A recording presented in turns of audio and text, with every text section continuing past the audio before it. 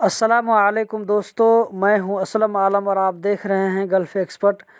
کوئی آدمی قطر سے گھر چھٹی میں آیا، مان لیجئے لاک ڈاؤن سے پہلے آیا یا لاک ڈاؤن کے درمیان ہی آیا اور ابھی تک قطر نہیں جا پایا، وجہ کوئی بھی ہو، یا یہ کہ کمپنی اس کو نہیں بلا رہی ہے، یا یہ کہ آدمی کو خود اس کمپنی میں جانے کا من نہیں ہے بلکہ دوسری کمپنی میں جانا چاہتا ہے، تو اس کے بارے میں آپ میں سے کئی لوگ جاننا چاہتے ہیں کہ کیسے ہوگا، اس کا ویزا دوسری کمپنی میں نکلے گا یا نہیں، پرانا اقامہ کینسل کرنا پڑے گا کیا؟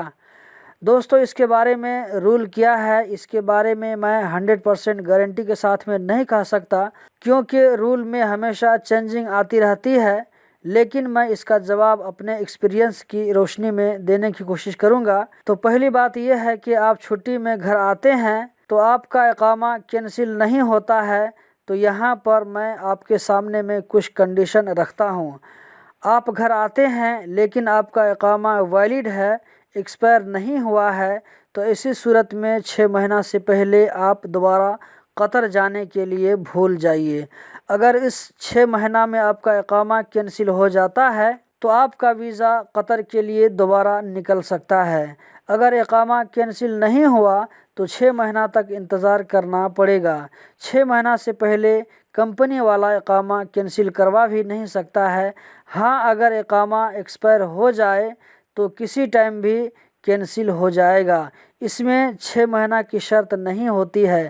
اقامہ ایکسپائر ہونے کے بعد میں کبھی کبھی منسٹری آف لیبر کی طرف سے بھی آٹومیٹک کینسل کر دیا جاتا ہے، بعد میں کمپنی والوں کو معلوم پڑتا ہے۔ میرے سامنے میں خود اس طرح کا کیس ہو چکا ہے۔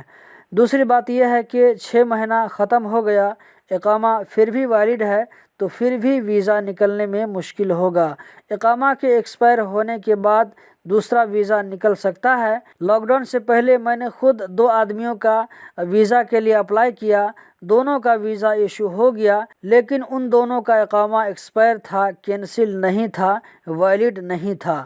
کہنے کا مطلب یہ ہے کہ آپ کا ویزا نکلنے کے لیے آپ کا پرانا اقامہ یا تو ایکسپائر ہونا چاہیے یا اقامہ کینسل ہونا چاہیے۔